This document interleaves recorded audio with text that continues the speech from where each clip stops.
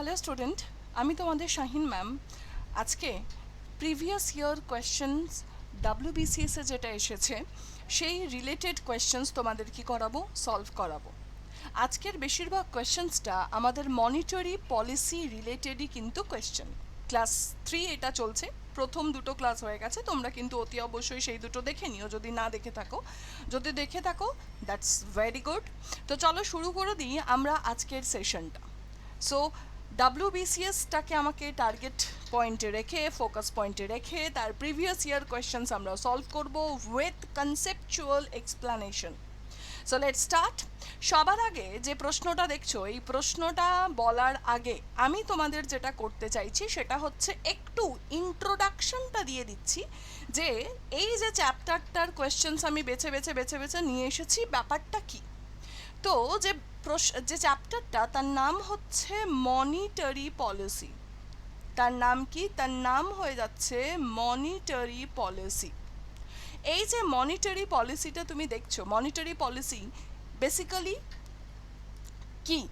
It's a policy related to the money, right? এটা কি বলা হয়ে যাচ্ছে? It's a policy related to the money. এটাতে হবে কি? এই মনিটারি পলিসির ভেতরে যে সমস্ত টুলসগুলো বা উপাদানগুলো থাকে সেগুলো বিশেষত আমাদের যে মার্কেটে সাপ্লাই অফ মানি আছে সেই সাপ্লাই অফ মানিটাকে কন্ট্রোল করবে, মানে টাকার যোগানটাকে নিয়ন্ত্রণ করবে। কি করে করবে? By controlling loan. মানে লোন যদি আমার কন্ট্রোলে থাকে তাহলে টাকার যোগান কন্ট্রোলে থাকবে। ভাবো, লোন যত বেশি পরিমাণে দেওয়া হবে তত বেশি আমাদের সাপ্লাই অফ মানি হয়ে গেল। লোন যত কম দেওয়া হবে সাপ্লাই অফ মানি আমাদের তত কম হয়ে গেল। আবার সাপ্লাই অফ মানি যখন তোমার বেশি থাকবে বা বাড়তে থাকবে, তোমার হাতে টাকা আসলে তুমি কি করবে? খরচা করবে। তার মানে ডিমান্ড এখানে বাড়তে থাকবে। আবার সাপ্লাই অফ মানি যদি কম হয়, ডিমান্ড আমার কম হবে। ডিমান্ড যদি আমার অতিরিক্ত বেড়ে যায়, একটা সার্টেন পর্যন্ত বাড়লে সেখানে কি হয়ে যায়? প্রোডাক্টিভিটি বাড়ে। ঠিক আছে? মানে এটা যদি একটা কন্ট্রোলের মধ্যে আমার বাড়তে থাকে ডিমান্ড, সেটা আমার প্রোডাকশনটাকেও বাড়তে হেল্প করবে, মানে হেলদি হবে। বাট যদি এক্সেসিভ পরিমাণে ডিমান্ড হয়, এক্সেসিভ পরিমাণে আমাদের যদি ডিমান্ড বাড়ে সেটা আমাদের দামটাকে বাড়িয়ে দেয়।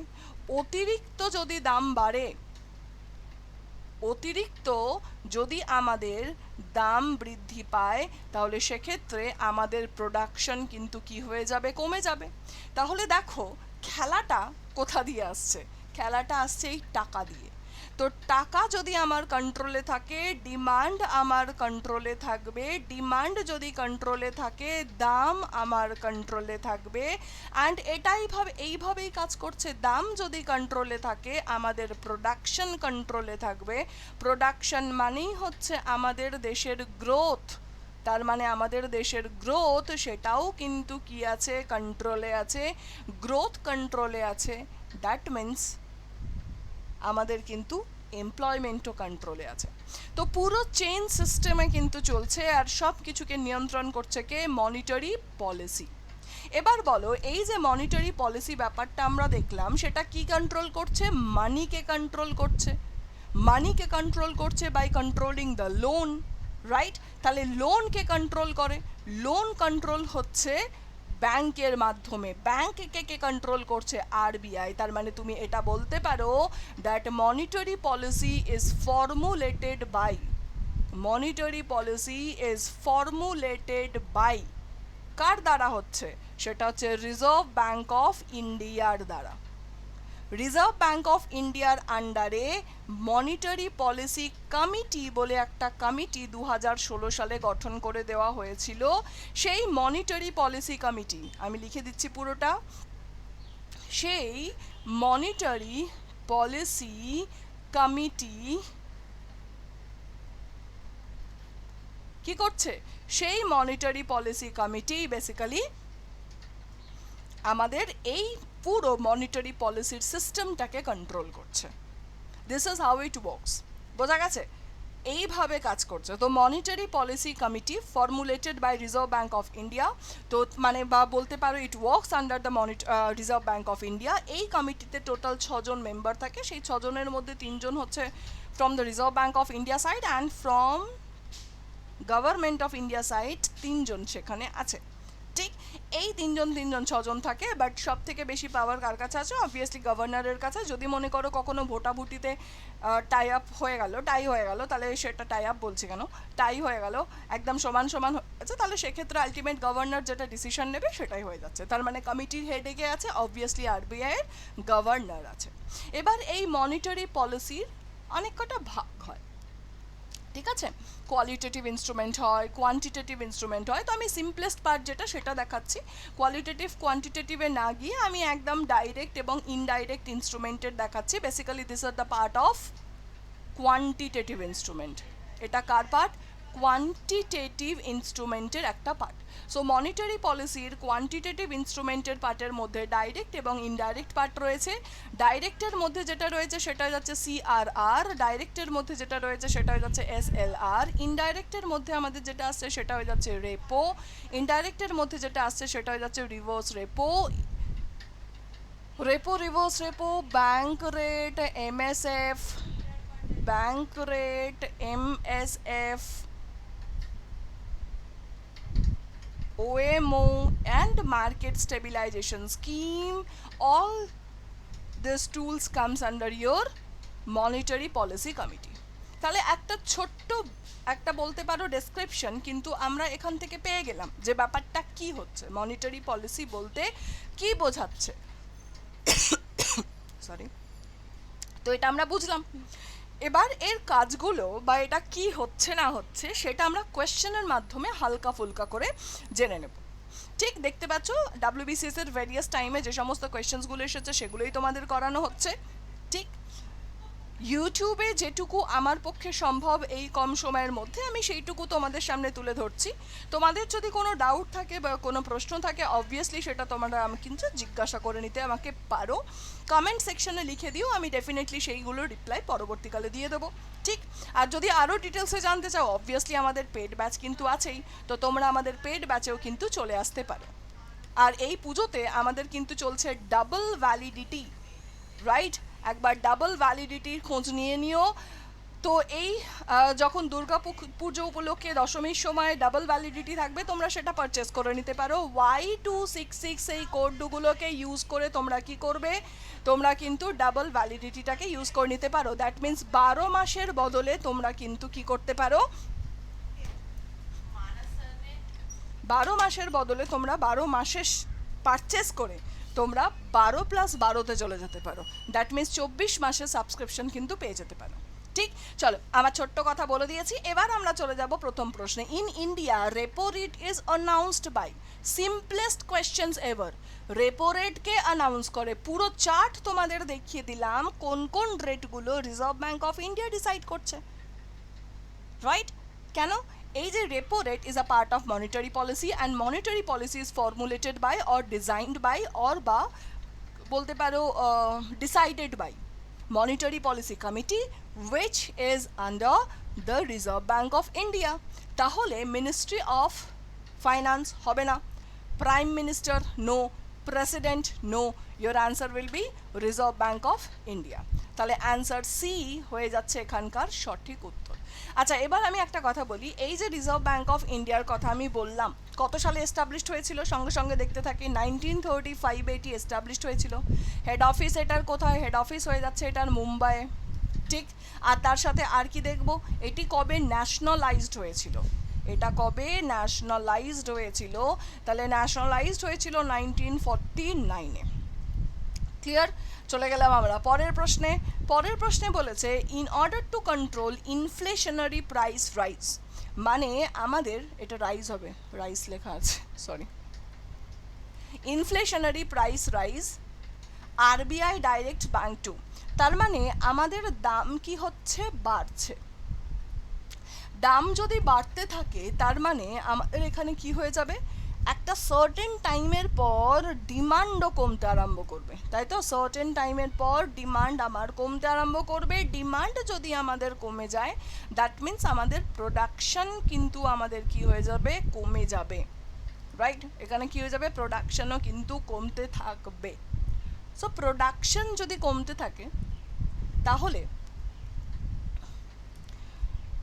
আমাদের আলটিমেট দেশের গ্রোথ কমবে। গ্রোথ কমছে, তার মানে এমপ্লয়মেন্ট কমবে, রিসেশনে চলে যাব আমাদের। তো এই সমস্ত সিচুয়েশনসগুলোকে আমাকে ঠিক করতে হবে তো, ঠিক? সেইটার জন্য আরবিআই ব্যাংকে কি বলবে দেখো, সেটার জন্য ও বলবে এই প্রোডাকশন তো বলবে না, ওরা বলবে কি, দামটা কেন বাড়ছে একবার ভাবো। দাম কেন বাড়ছে অলরেডি বলে দিয়েছি।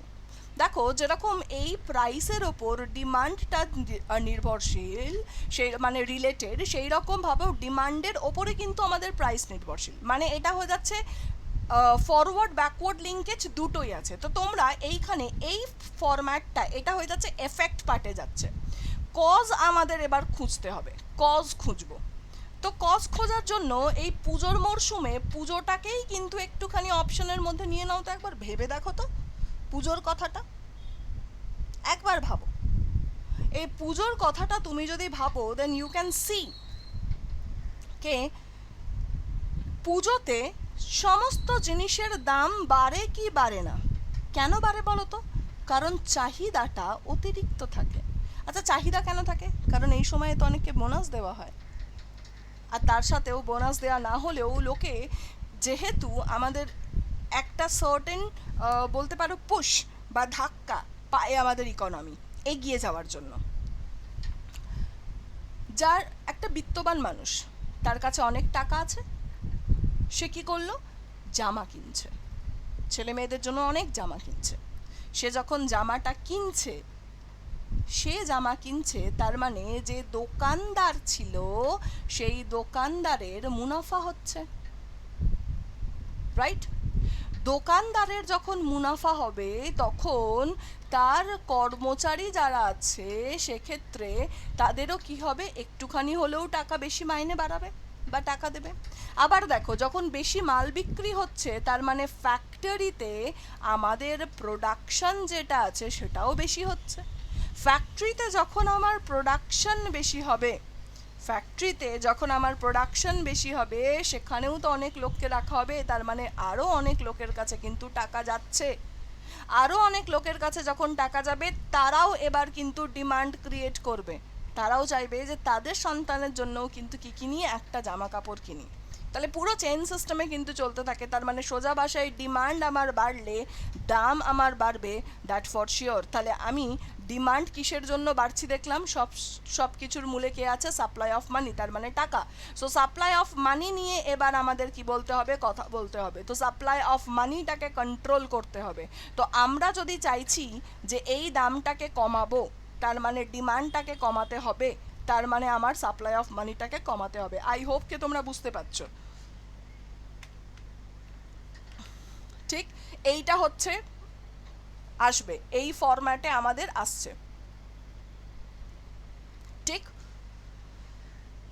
এবার দেখে নাও, reduce the rate of interest on credit.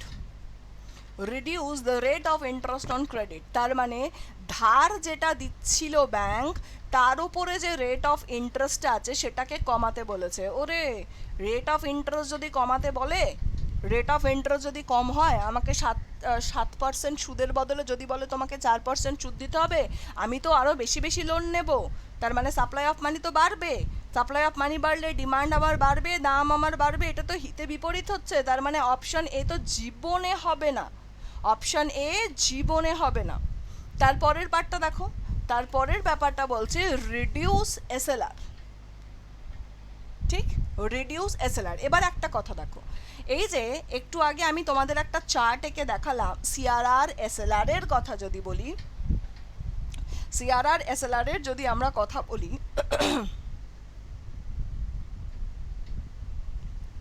তাহলে কি হয়ে যাবে, এই সিআরআর এসএলআর আরবিআই দেখছে। তো আরবিআই ব্যাংককে তো ডাইরেক্ট করবে না, কারণ আরবিআই নিজে ডিসিশন নেবে সিআরআর আর এসএলআর বাড়াতে হবে কি কমাতে হবে কি করতে হবে।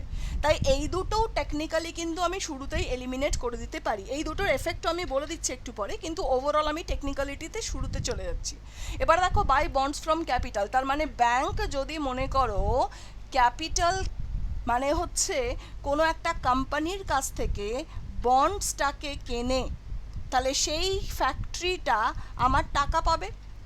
ব্যাংকের কাছে সাপ্লাই অফ মানিটা লো হলো, তার মানে ও এই টাকাটা যখন সুদে খাটাবে রেট অফ ইন্টারেস্টটা হাই করে দেবে। তার সাথে সাথে লোন যেটা ও ডিসবার্স করছিল সেই লোনটা আমার লো হয়ে যাবে, তার মানে সাপ্লাই অফ মানিটা আমাদের লো হয়ে যাবে, তার মানে ডিমান্ড আমার লো হয়ে যাবে, তার মানে দাম আমার লো হয়ে যাবে, রাইট। আবার উল্টো পক্ষে দেখো, এখানে যখন যখন ফ্যাক্টরি এখানে টাকাটা পেলো, তার মানে ও সেটা এবার প্রোডাকশানে লাগাবে। প্রোডাকশানে যখন লাগাবে তার মানে সাপ্লাই বাড়ছে, কিসের? জিনিসপত্রের সাপ্লাই বাড়ছে। তো জিনিসপত্রের যদি সাপ্লাই বাড়ে তার মানে আমার কি হয়ে যাবে, এখানে অটোমেটিক্যালি সাপ্লাই যখন বাড়ে দাম আমার কমতে থাকে। তাহলে একমাত্র উপায় আমরা যেটা অ্যান্সারের থ্রু দিয়ে পেলাম সেটা হচ্ছে option D. So correct answer যেটা সেটা হয়ে যাচ্ছে অপশন ডি। বোঝা গেছে? মানে সব কিছু তোমাকে কি করতে হবে, চেন সিস্টেমের মধ্যে আনতে হবে। চেন সিস্টেমের মধ্যে তুমি যদি আনতে পারো তাহলে দেখবে অটোমেটিক্যালি সব কিছু সেটেল ডাউন হয়ে যাচ্ছে। চলে গেলাম পরের part, what happen when the CRR increased. কি হবে যদি আমরা সিআরআর মানে হয়ে যাচ্ছে ক্যাশ রিজার্ভ রেশিও আমরা বাড়াই। ক্যাশ রিজার্ভ রেশিও কি?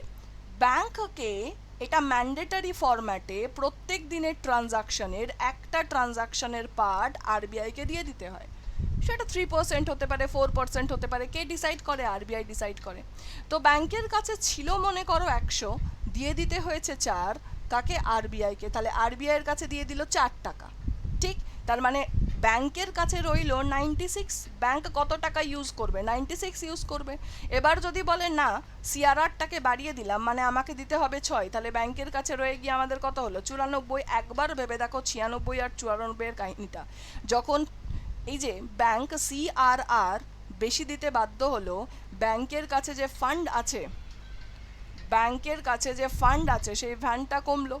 ব্যাংকের কাছে যখন ফান্ড কমে গেল তার মানে ও এবার লোন আমার কম দেবে। লোন কম দেবে, that means supply of money কমে যাবে, ঠিক। সাপ্লাই অফ মানি কমে যাবে।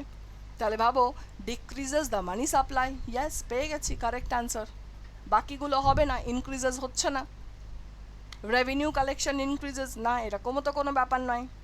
ডিক্রিজ ডিফ্লেশনস কখন হচ্ছে? যখন জিনিসপত্রের দাম কমছে। ডিক্রিজ হচ্ছে মানে আরও বেশি কমছে, তার মানে কি? Supply of money. এখানে যদি বলা হয় দাম কমছে মানে ডিমান্ড কমছে মানে কি হয়ে যেতে পারে? দাম আমার অতিরিক্ত হাই হলে তখন আমাদের এই সিচুয়েশনসগুলো রাইজ হতে পারে। তো ওভারঅল ফরম্যাটে আমাদের প্রথম ইয়েতেই যখন অ্যান্সার পেয়ে গেছি তখন আমরা এটাতেই স্টিক করব, তার মানে কারেক্ট অ্যান্সার হয়ে যাচ্ছে অপশন এ। চলে গেলাম আমরা পরের পার্টে। পরের প্রশ্নে বলেছে which of the following rates is not determined by RBI. কি বলা হয়েছে? which of the following rate is not determined by RBI। দেখো কত ইজি কোয়েশ্চেন্স। তোমাকে যে শুরুতেই 4টা আমি দেখালাম সেই 4টার কথা একবার ভেবে দেখো তো তুমি। সিআরআর, এসএলআর, রেপো, এইগুলো এটা তো 4টার মধ্যে ছিল, তাই না? আমি আর একবার বলে দিচ্ছি, দেখো মনিটারি পলিসির মধ্যে দুটো ভাগ, একটা করে দিলাম আমরা ডাইরেক্ট, একটা করে দিলাম আমরা ইনডাইরেক্ট, রাইট। ডাইরেক্টের যদি কথা বলো সেটা হয়ে যাচ্ছে সিআরআর, এটা হয়ে যাচ্ছে আমাদের এসএলআর। ইনডাইরেক্টের যদি কথা বলো সেটা হয়ে যাচ্ছে আমাদের repo,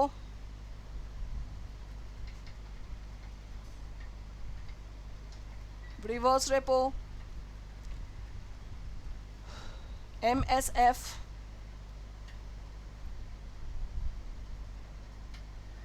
bank rate, OMO, MSS. তাহলে সিআরআর আছে, এসএলআর আছে, রেপো আছে, এইটা তো লিখিনি চার্টের। তাহলে নট বলেছে, so your answer will be option D, ঠিক। মানে তোমাদের শুধু একটু কনসেপ্ট জানতে হবে, একটু ফ্যাক্ট জানো, কনসেপ্ট জানো, ব্যাস এখানেই শেষ। আর তোমাকে কোনো কিচ্ছু পড়তে হবে না, economics is very easy subject. তোমাদের কী করতে হবে, শুধুমাত্র একটু টেকনিক্যালিটির সাথে পড়তে হবে। বুঝতে পারছে? আশা করি তোমরা বুঝতে পারছো এবং এনজয় করছো। যবে তোমরা এই সাবজেক্টটাকে বুঝে যাবে তবে দেখবে সব কিছু ইজি হয়ে যাচ্ছে। চলে গেলাম আমরা পরের পার্টে। Bank rate is an instrument. Bank rate is an instrument. Credit control, reducing fiscal deficit, deficit financing, tax revenue. First of all, ট্যাক্সের কথা তো আমি বলিনি, আমরা ব্যাংক রেট চার্টেই দেখলাম। চার্টের মধ্যে দেখো ব্যাংক রেট লেখা আছে, it is the part of monetary policy. তাহলে এটা কখন আমাদের ট্যাক্স রেটের কথা আসেনি। এবার ডেফিসিট ফাইন্যান্সিং মানে তোমার ঘাটতি হয়েছে, তুমি লোন নিচ্ছ না, সেটারও তো ব্যাপার নয়। ফিসকাল ডেফিসিট গভর্নমেন্ট বাজেটের কথা, ইটস আ ক্রেডিট কন্ট্রোল, কারণ শুরুতেই বলেছি it is a part of monetary policy, and monetary policy আমাদের কী করছে, সাপ্লাই অফ মানিটাকে কন্ট্রোল করছে, লোনটাকে কন্ট্রোল করছে। সো অবভিয়াসলি আমাদের কারেক্ট আনসার কোনটা হয়ে যাবে, কারেক্ট আনসার হয়ে যাবে আমাদের অপশান এ। বোঝা গেছে? কারেক্ট আনসার আমাদের কোনটা হয়ে গেল, অপশন এ হয়ে গেল এখানকার সঠিক উত্তর। চলে গেলাম পরের part. In the context Indian economy open market operation means. কি বলা হয়েছে? In the context Indian economy open market operation means. Open market operation monetary পলিসির পার্ট, এটা কিছুই না, এটা হচ্ছে বন্ডস বলে একটা কথা হয়। সোজা ভাষায় বলতে গেলে মানে বাংলাটা বুঝলেই তুমি বুঝে যাবে, ঋণপত্র। তো কোনো একটা বিজনেস অর্গানাইজেশন,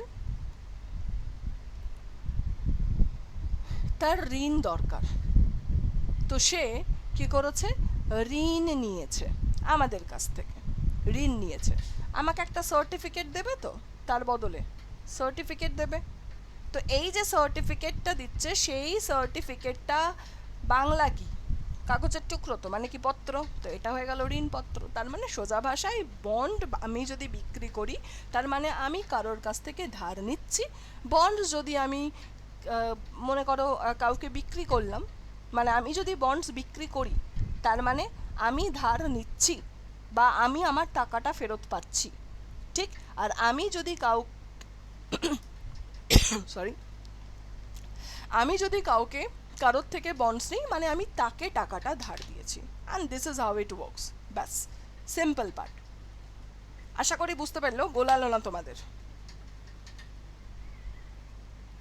যেটা বললাম আমি আরেকবার বলছি, আমি বন্ডস কিনলাম, আমি কিনেছি, বাই করেছি, তার মানে আমি কাউকে টাকা দিয়েছি, আমি টাকা ধার দিয়েছি। বোঝা গেছে? এইভাবে এটা কাজ করছে। তো এই যে বন্ডস কেনা বেচার খেলাটা, সেটা যখন আরবিআই করছে, এই বন্ডস কেনা বেচার খেলাটা যখন আরবিআই করছে, তখন সেটাকে আমরা কি বলছি, আমরা বলছি ওপেন মার্কেট অপারেশন। বোঝা গেছে? আমরা যখন করছি, this is called your open market operation. I hope কে now it is absolutely clear for everyone. তাহলে দেখো, purchase of sales and sales of government securities, yes, option C হয়ে যাবে এখানকার correct answer. Reserve Bank of India যখন দেখে বাজারে টাকা অনেক বেশি, আমি আরেকবার বলে দিচ্ছি, রিজার্ভ ব্যাঙ্ক অফ ইন্ডিয়া যখন দেখে বাজারে অনেক বেশি টাকা, আরবিআই বাজার থেকে মানে আমাদের এইখান থেকে বিজনেস অর্গানাইজেশন এন্টিটিস এইগুলোর থেকে টাকা নিয়ে নেয়, তার বদলে আমাদের কি দিচ্ছে, ঋণপত্র দিচ্ছে, মানে বন্ডস দিচ্ছে। বুঝেছ? আর এই যে বন্ডসটা, সেটা যার তার বন্ডস দেবে না, কার দেবে, গভর্নমেন্টের দেবে। কার দিচ্ছে, গভর্নমেন্টের দিচ্ছে। তো ব্যাস, গভর্নমেন্ট বন্ডসটাকে পারচেস করছে আর সেল করছে। এটা কখন করছে, যখন টাকা আছে। যখন থাকবে না কি করবে, যে বন্ডসগুলো ও একবার আমাদের বিক্রি করেছিল, সেই বন্ডসগুলোকে আমাদের থেকে নিয়ে নেবে, আমাদেরকে টাকা ফেরত দিয়ে দেবে। ব্যাস, এইভাবেই কাজ হয়। বোঝা গেছে? তাহলে কারেক্ট অ্যান্সার আমরা কিন্তু পেয়ে গেছি অপশন সি। আশা করি তোমরা সব কিছু বুঝতে পারছো। যদি বুঝতে না পারো বা কোনো প্রবলেম হয়, নির্দ্বিধায় কিন্তু আমাকে কি করতে পারো, এই ভিডিওর নিচে কমেন্ট সেকশনে এসে তোমরা কমেন্ট করে দিও। আমরা কি করব, তোমাদের সেই সমস্ত প্রশ্নের উত্তর কিন্তু দিয়ে দেবো। আর এই ক্লাসটা যদি ভালো লাগে, তাহলে অতি অবশ্যই কিন্তু লাইক এবং শেয়ার করে দেবে। এবং আরও একটি কথা আমি তোমাদের কাছে চাইবো, সেটা হচ্ছে যে তোমাদের যেটা করতে হবে, সেটা হচ্ছে একটু চ্যানেলটাকে সাবস্ক্রাইব করে নেবে। প্রত্যেক বুধবার সন্ধ্যে 7টার সময় এই ক্লাসটা হয়, সেটা কিন্তু দেখবে। মনে রাখবে আমাদের দুটো ক্লাস, আড্ডা 24/7 আড্ডা 24/7-এর দুটো ক্লাস, একটা হচ্ছে বেঙ্গলি আর একটা হয়ে যাচ্ছে WBCS টপার বাংলা ভাষাতে। তো বেঙ্গলিতে আমাদের সমস্ত পরীক্ষার জন্য প্রিপারেশন হয়, স্পেশালি WBCS এর জন্য কিন্তু আমরা WBCS টপারটাকে নিয়ে এসেছি। এই বেঙ্গলি চ্যানেলে প্রত্যেক দিন সকাল 7টার সময় ক্লাস হচ্ছে, আর এখানে কি হয়ে যাচ্ছে প্রত্যেক বুধবার সন্ধ্যে 7টার সময় ক্লাস হচ্ছে। এটা ডেইলি ক্লাস হয়, এটা কারেন্ট অ্যাফেয়ার্স হয়।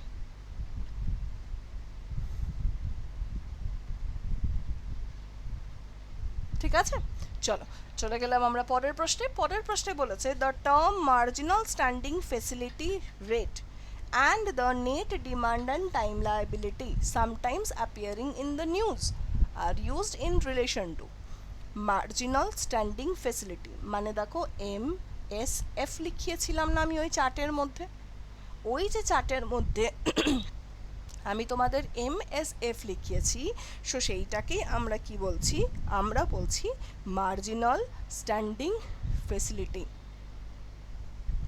এই মার্জিনাল স্ট্যান্ডিং ফেসিলিটিটা কি, একদম বলতে পারো শর্টেস্ট পিরিয়ডের লোন দেওয়া। শর্টেস্ট পিরিয়ডের লোন মানে ব্যাংকের টাকা দরকার, খুব দরকার। ব্যাংকের ব্যাংক কাকে বলা হয়, রিজার্ভ ব্যাংক অফ ইন্ডিয়াকে বলা হয়।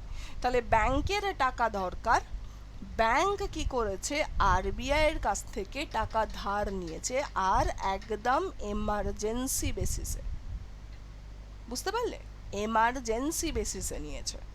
আর সেইটা এক রাতের জন্য, মানে আজকে ধার নিয়েছে কালকে কি করবে, ফেরত দেবে।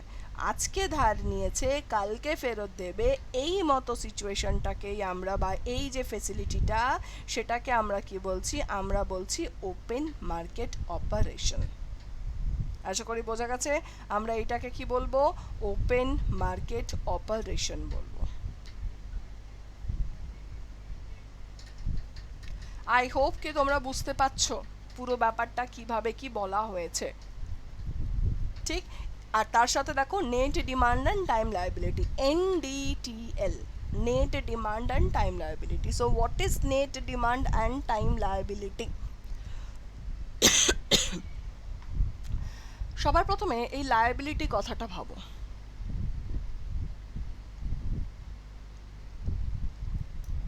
লায়াবিলিটি কথাটা ভাবো, লায়াবিলিটি কথাটার মানে হয়ে যাচ্ছে রেসপন্সিবিলিটি।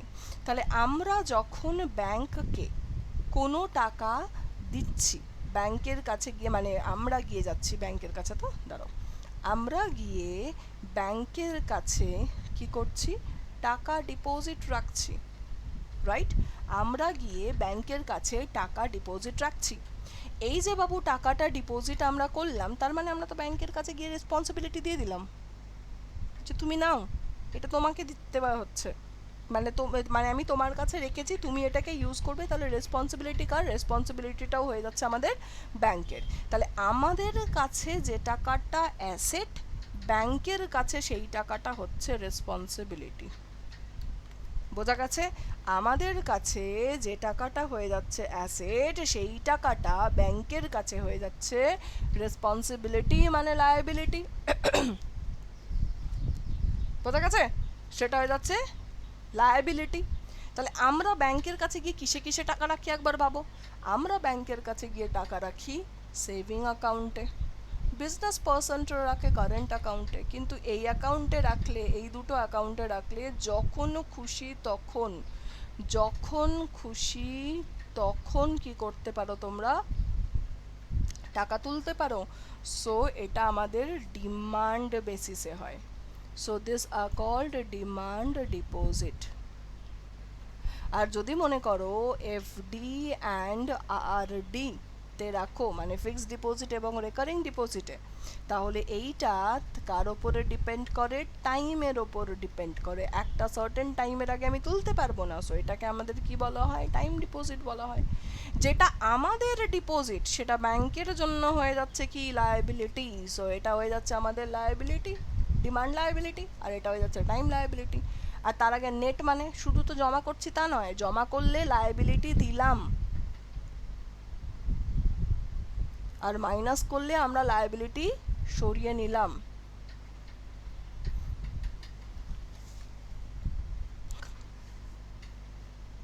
বোঝা গেছে?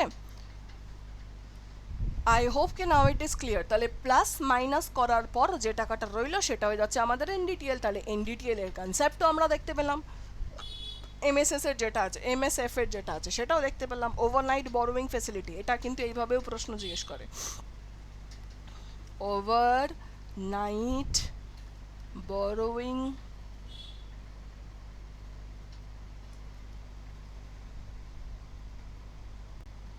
facility by bank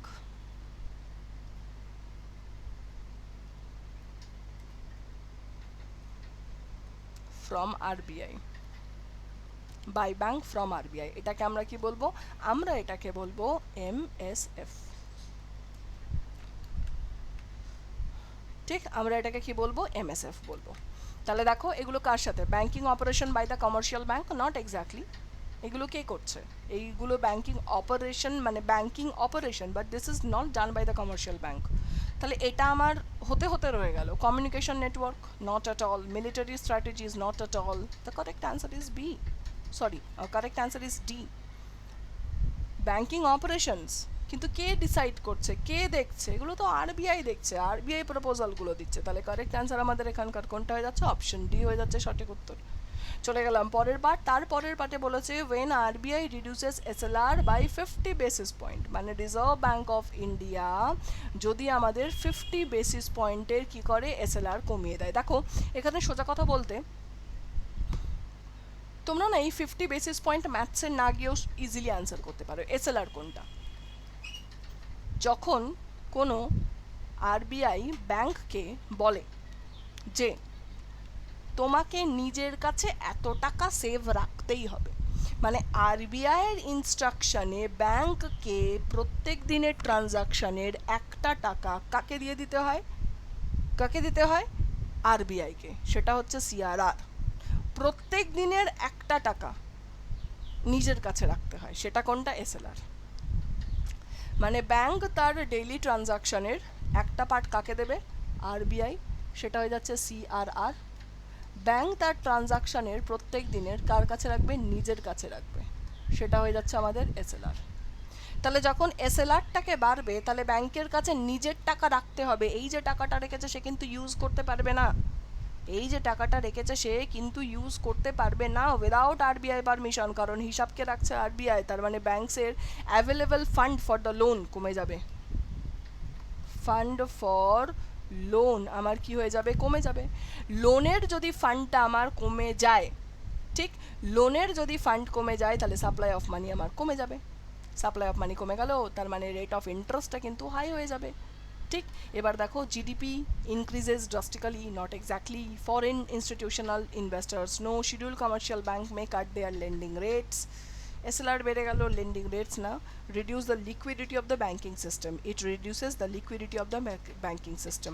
আচ্ছা এখানে তো এসএলআর কমেছে, ও সরি, দাঁড়াও, এসএলআর এখানে কমিয়ে দেওয়া হয়েছে, এসএলআর কমেছে, তার মানে ব্যাংকের কাছে ফান্ড তো আমার বাড়বে। ফান্ড বাড়লে তাহলে ফান্ড বাড়ছে, ড্রাস্টিক্যালি রিডিউস দ্য লিকুইডিটি না, জিডিপি না, ফরেন না, instead of that lending rate কি হয়ে যাবে? আমাদের লো হয়ে যাবে। সো অপশন সি হয়ে যাচ্ছে এখানকার সঠিক উত্তর। আই হোপ কে now it is clear for everyone. বোঝা গেছে? যা, স্ক্রিনটা ব্ল্যাক হয়ে গেল, জাস্ট ওয়েট ফিউ মোমেন্ট, একটুখানি ওয়েট করো, আবার চলে এসেছে, ঠিক আছে। এই যে তাহলে অ্যান্সার আমাদের কি হয়েছে? অ্যান্সার ডি হয়ে যাচ্ছে সঠিক উত্তর। চলে গেলাম পরের পার্টে। what will be the impact on the cash reserve of the commercial banks if the RBI conduct a sell of securities? তাহলে আরবিআই কি করছে? সেল করছে বন্ডসগুলোকে, যে কিনবে সে আরবিআইকে টাকা দেবে। তাহলে এর কাছে যে টাকাটা ছিল সেই টাকা থেকে মাইনাস হবে। তার মানে এই লোকটার কাছে, এই লোকটাকে মানে লোক ইন দ্য সেন্স অর্গানাইজেশনটা কোনটা? Commercial bank. তাহলে তাদের কাছে ফান্ড আমার ডিক্রিজ হবে, সিম্পল। তাহলে আমাদের অ্যান্সার কোনটা হয়ে গেল? অপশন বি হয়ে গেল এখানকার সঠিক উত্তর। আশা করি তোমরা বুঝতে পারছো এবং তার সাথে সাথে এনজয় করছো। এই রকমভাবে টেকনিক্যালিটির সাথে তোমরা পড়লেই কিন্তু দেখবে সব কিছু একদম ইজি হয়ে যাচ্ছে। Under which quantitative tool RBI fixes the maximum limit of loan advances that can be made above which the commercial bank cannot exit? এটা হয়ে যাচ্ছে আমাদের মার্জিন রিকোয়ারমেন্ট, ঠিক আছে, যার ওপরে কি করতে পারে লোন বা অ্যাডভান্সেস দেওয়া হবে না। সো অ্যান্সার হয়ে যাচ্ছে আমাদের অপশন এ। ইফ উইথড্রল, আচ্ছা এখানে এই মনিটারি পলিসির কোয়েশ্চেন্সটা নেই, এটা অন্য কোয়েশ্চেন্স আছে আনএমপ্লয়মেন্ট, যেটা এখনও তোমাদের পড়ানো হয়নি, তো এগুলো আমরা আবার পরের পার্টে দেখে নেব। আমাদের এই ব্যাচটা সম্পর্কে দেখে নাও, তোমরা কিন্তু Y266 এই কোডে তোমরা কিন্তু হাইয়েস্ট ডিসকাউন্ট পেয়ে যাবে। আর তার সাথে সাথে তোমরা যেটা করতে পারবে সেটা হচ্ছে ডাবল ভ্যালিডিটিতে 12 মাসেরটা কিনলেই 12 মাস ফ্রি পেয়ে যাবে। তার মানে 24 মাসের জন্য তুমি প্রোডাক্টটা কিনছো আফটার গিভিং ডিসকাউন্ট 4000 রুপিস। বুঝতে পারলে, আফটার গিভিং ডিসকাউন্ট 4000 রুপিস। তার জন্য তোমাকে যে কোডটা দরকার পড়বে সেটা হচ্ছে Y266। তোমরা কি করে করবে আমি বলে দিচ্ছি। সবার প্রথমে আড্ডার অ্যাপটাকে ওপেন করলে দেখবে স্টোর, সেই স্টোরে যখন চলে যাবে স্টোর থেকে তোমার এখানে চলে আসবে একটা আতশ কাচের ছবি, সেখানে তুমি চলে আসো, ওখানে তুমি লেখো যে বেঙ্গলি বললেই তোমরা দেখবে ব্যাচটা পেয়ে যাচ্ছ। ঠিক সেই ব্যাচটাকে তারপর কেনো, ওখানে দেখবে ভিউ অফার বলে লেখা আছে, এই ভিউ অফারে গিয়ে Y266টা টাইপ করো এবং পারচেস করে নাও। একবার পেড ব্যাচে এসে দেখলে তোমরা বুঝতে পারবে যে কতটা সিনসিয়ারিটির সাথে আমরা তোমাদের এখানে কোর্সেসগুলো কমপ্লিট করি। Concept clearance is very much important in case of WBCS examination.